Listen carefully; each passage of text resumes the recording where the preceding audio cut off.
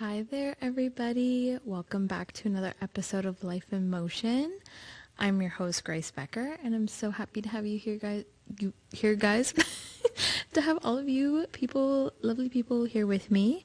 I have my cat Norman chilling by my side. Sorry if you hear a little bit of noise in the background or some echoing. My fiance is doing stuff. I asked him to close the door to try and be quiet, but you might hear some stuff. And yeah, so a little echoey. We are getting my space together for the podcast, so still coming along on that. But I'm really excited to have you all here with me today. As you can see, I'm having a chill, relaxed night tonight. I have my I'm under eye mask on, and I have my cozy pajamas on. I got a little hair updo. Got my pussycat here with me, so we're just chilling for tonight. And nothing goes better with a chill night like some marriage advice. Oh, here comes Woody, my other cat. I don't know if you guys can see him. Hi, baby, come here. He's like, oh, what's going on? And that's what we're going to be talking about today, is some little bits and pieces of marriage advice that I have for all of you. And my qualifications, you must be asking, are: one, I am a marriage, family couples therapist. So I work with a lot of couples, people who are married, people who are dating, different types of relationships, all different stages of life. And I'm not married. I'm not married yet, but I'm going to be married very soon. And my partner and I have been dating for 3 years. And yeah. So not marriage, not the same, I know, but I have a lot of advice to give. So take what you want, leave the rest. It's up to you. But I think you're really going to like what I have to say today, or at least find it helpful. You might not always like it, but it is helpful. So let's just get into it. So in no particular order, I just wrote down some different bullet points of things that I thought would be helpful for everyone. And so the first one that I wrote down says, say sorry and try again, put your pride aside. So whenever you and your partner get into an argument, or there's a frustration and you're trying to take accountability for something that you did, say you're sorry, take accountability, try again. If you are talking to somebody and you make a mistake and you really regret what you said, or it just didn't come out the way you wanted it to be, interpreted, ask for a do-over, try again. It is okay to do that and to put your pride aside, because I think that is one of the biggest struggles for people who struggle to take accountability is their pride. They don't want to admit they made a mistake. They don't want to admit that they did something wrong. So rather they, with their pride, stay stubborn as always and do not say sorry and do not try again. But you're allowed to do those things. So tell your partner sorry, try again, put your pride aside. The second bullet point says, you choose what you give your energy to. So are you choosing to focus on the mistakes your partner makes or the good that they do? So this can be a really big one, especially if you have somebody in your life who likes control, someone who likes things a certain way. I am shamelessly putting my hand up for that one because I like to be in control a lot. And I love Jaden. He is definitely my equilibrium because he's very patient with me, and I have a lot of control that I like, because I like things a certain way, right? And I know what I want to do. I know how I like it. And it's really hard for me sometimes to just stop and focus on the good that my partner is doing versus, picking on the little things, because you have full control over what it is that you focus on. So are you choosing to focus on the mistakes your partner's made? Are you choosing to focus on the shortcomings? Are you choosing to focus on those negative things? Or are you willing to shift your focus and invest in the good things that your partner is doing, the ways they're showing up for you? And this might not be applicable to all relationships. However, in those ones where there is that, maybe difficulty at giving appreciation to the partner, or difficulty, with what you choose to control and let go of control, this is a big tip for those people. So pay attention to what you're giving your energy to. Okay. The third bullet point is reflection versus deflecting. So when you're having a conversation with your partner, pay attention to how you are reacting when they're sharing something with you. Are you being reflective? AKA, are you, mirroring back? Are you giving validation? Are you asking follow-up questions? Are you checking for understanding? Or are you maybe deflecting and maybe being passive aggressive? Are you trying to change the subject? Are you trying to make something out of it that that your partner wasn't trying to be malicious, and yet you're treating it like they were being malicious? So check for that reflection versus deflection, because deflection is a quick way to really disrupt those communication styles, and reflection is going to create a more prosperous communication and relatability and understanding in your partnership.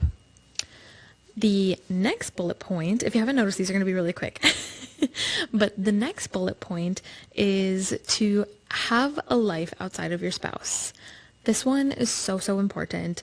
I think it's really important for everybody to have different interests, hobbies, things that they're passionate about. And it's really great if you have things you and your partner love to do together. So for example, Jaden and I, we both really love working out together. So sometimes we'll go to the gym together, or we'll go to a workout class together. We'll take a walk together, and we really love that. And we also like having time to ourselves. We like having time with our friends. I know I'm the type of person where I spend my whole day talking to other people, helping other people. So when I get home at the end of the day, like something I need just for myself is I need 30 minutes to an hour when I get home that's just for me, where I'm not overstimulated with other people's days, other people's issues that they have going on, because I'm doing that all day long. I'm helping people all day long with that. So it's nice at the end of my work day to be able to have space and time that's just for me. And even more to that, to have a life outside of your spouse, outside of your partner, because if you are investing all your time, all your energy into the life you and your partner have together and you built together, not that there's anything wrong with investing in that, it's just that can quickly lead to issues, resentment, boredom, when you don't have interests and hobbies outside of your spouse, things that keep you going outside. Because at the end of the day, you are still an individual with individual ideas, individual interests, and I'm sure there's things that you like that your partner might not like at that same level. That's a great opportunity to use and to do those outside things. So yeah, have an outside life separate from your spouse. Okay, the next point is do not dwell on an issue that was already resolved. How many of you could honestly say that an issue was resolved between you and your spouse, and you just keep on dwelling on it, and you keep ruminating on it and thinking on it, and you keep bringing it up and you just cannot let it go? Well, in some cases, for example, if say your partner had an affair, right? And you're like, what the hell? This is not okay. This is something we got to work on. And you're actively working on that issue. It's okay to quote unquote dwell on it, because you're still processing it, right? You're still processing that issue. However, let's say that your partner forgot to rotate the laundry when they said they would, and you're like, oh my God, this is not okay. What? Now my clothes are going to be all wet and moldy. It's going to smell bad. It's going to have wrinkles. And your partner's like, I know, I'm so sorry. Let me, I'll take care of it. I'll wash it again. I'll dry it. I'll fix it. And you're like, okay, that's fine. Agreed on it. Problem resolved. And then later you're having another conversation with your partner, and you bring it up and you're like, well, remember that time that you didn't rotate the laundry, or remember that time that you were looking at this other woman, or remember that time that you did this with that man and you touched his arm, or whatever the case is. If an issue has been brought up, you discussed it, you reflected on how it affects you, what you need, what needs to change, what you need in the future, and the issue has been resolved. Very important to note. The issue has been resolved. It's not something you're currently going through and processing. Learn to let it go, because dwelling on it, going back to that same issue all the time, that is a really quick way to create separation in a marriage, because your partner, they are with you because they want to be connected with you, right? And if you're consistently dwelling and bringing up old issues that have been worked through, they're going to feel really shamed, blamed, guilty, like they can't do anything right. And ideally, you don't want your partner to feel that way. So that is that next bullet point. Do not dwell on issues that have already been resolved. The next bullet point that I have this one and two more, is do not nag. Ask once nicely, and if they do not do what you asked, do it yourself or hire help. I need to be better with this one. I love Jaden so much, but sometimes he is forgetful, or he isn't very mindful, and something will happen, or better yet, something will not happen, and I'll ask him repeatedly, or he does this thing where I'll ask him a question, and he doesn't give me any cue to tell me he's listening to me. He doesn't nod his head. He doesn't say, let me think. He just is silent. And he could be silent for minutes. I'm did you hear my question? I'm asking him a bunch of times. And it really gets me frustrated. But I have to learn not to nag. Just ask once nicely. Obviously, if you think they don't hear you, you can ask again, like in that instance with Jaden. But I've learned that nagging a person really doesn't make them want to do it more. If you asked nicely the first time and they want to do it, they will do it. And if they don't do it, you are your own person. You have full control over the things that you do. If it's important to you, you do it yourself, or you find someone or you hire somebody. Because one way or another, if your spouse wasn't there, you would have found a way to get that thing done without them. So ask nicely. If they don't do what you asked, do it yourself or find help. And either if you do it yourself or you find help, sometimes if you ask them to do something and they don't do it, and then you just do it yourself or find somebody, they'll be like, oh my God, I was going to get to that. I was going to do that. And then that's an opportunity for you to say, well, I asked you nicely. I didn't want to nag. And then oftentimes that will then encourage them to be more, more mindful or more quick to do the thing that you asked them, to remember better, not to procrastinate on that request. So yeah, don't nag, ask once nicely. And if they don't do what you asked, do it yourself or hire some help. Okay. My second to last tip, learn your partner's love language. Most people care about how you make them feel far more than what you do. So there's 5 different love languages. There's words of affirmation, physical touch, acts of service, gifts, and quality time. So there's different tests you can take online, or you probably already know what they are, or you can look up tons of other podcasts that have talked about it and figure out what your love language is. But don't only learn what yours is, learn what your partner's is as well. And then do those things that are within their love language. I always tell clients that everybody has 1 or 2 love languages that are, their top ones. So definitely pay more attention to those top love languages. And everybody needs a little bit of all 5 love languages, so definitely don't neglect the other 3 just because these 2 are their top ones. Definitely do all 5, but just give a special attention to those top 1 to 2 love languages. And then that little second bit that I put there, most people care more about how you make them feel versus the things that you do. This is so true. For an example, I care I was talking to Jaden the other day about how I wish I would appreciate it if he did some more things like open my doors for me, open my car door, if he would like hold my hand walking down the street, make sure that he's walking on the side where the cars are versus me. Just those little small things.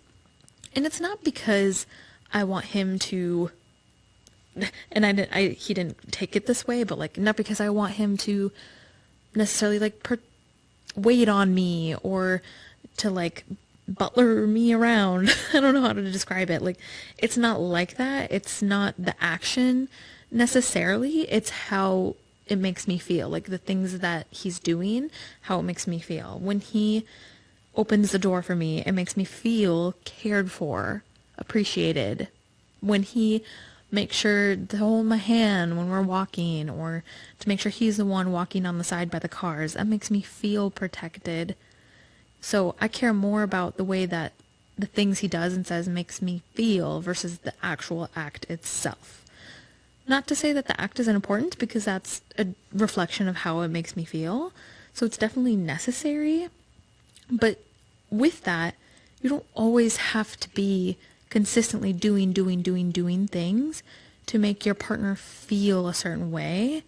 It's more about intention. You know, what's the intention behind it? Are you doing it because you feel obligated to, you feel required to, or are you doing it because you genuinely want to protect your partner? You want them to feel safe, you want them to feel loved, you want them to feel cared for.